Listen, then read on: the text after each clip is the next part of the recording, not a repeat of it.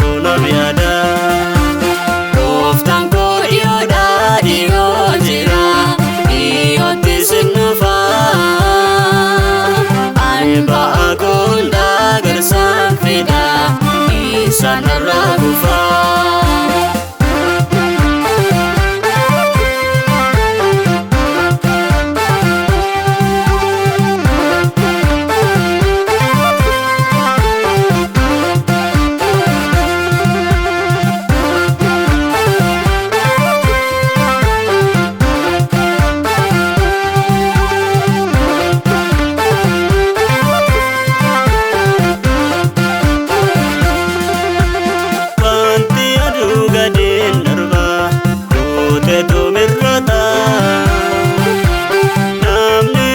Sarraa ka'u yeroon dandeeffata yoo guutee irraa tonne asii naannaan ilaallatu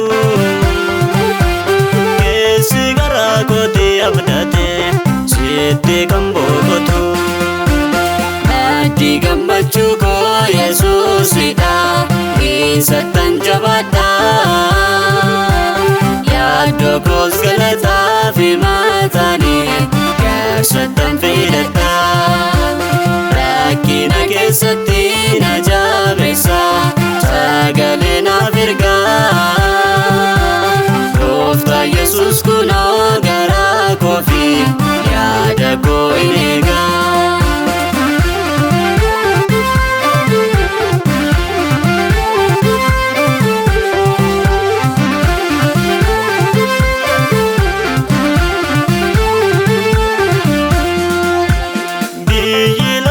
Kun hin fakkaata waan namatti tolu yeroodhaaf hin fakkaata malee innoo baduun oolu. Baay'eensaa yommuu ilaalanii abdii namaa kutaa isa karaa hundaan irraate Yesuus tukuuta. Yaada koo dursittaanidha waa'ee mootummaa kee wanta na barbaachisu hundumaan gootoodha harki kee. Namni gooftaa qabu hundaa qaba maaloof harkaa dhaba. Waan isatti tolu asii dhabus ol samiirraa qaba. Wanti dachee kanaa toleen tolu yoo tolessi nafa. Gaafa bishaan lafti gumbadu kan si qabu nafa. Gooftattan gammada yeroo hundaa gooftattan gammada. Maaltu na yaaddessa waa'ee kootiif isatu naaf yaada. Gooftaan koo dhiyoodhaa dhiyoo jira dhiyootti sinnufa.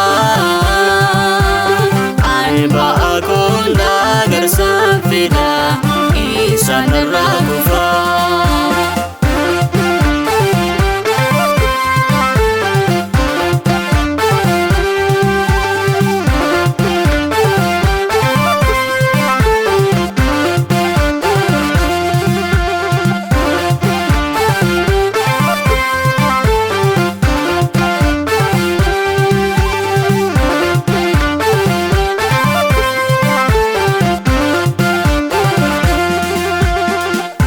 Isaatu na abdachiisee naan jedheetu ansi wajjini.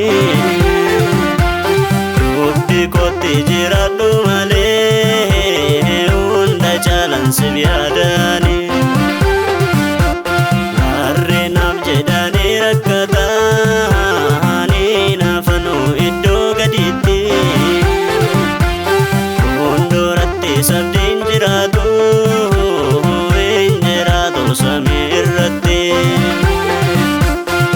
Erga akkas naan jedhee waaqni koo itti siqeetti jiraadha. Baay'ee koos gara isaan fidadha isa wajjin mari'adha. Yesuus foolii kee to'adha naaf wayyaa mana kee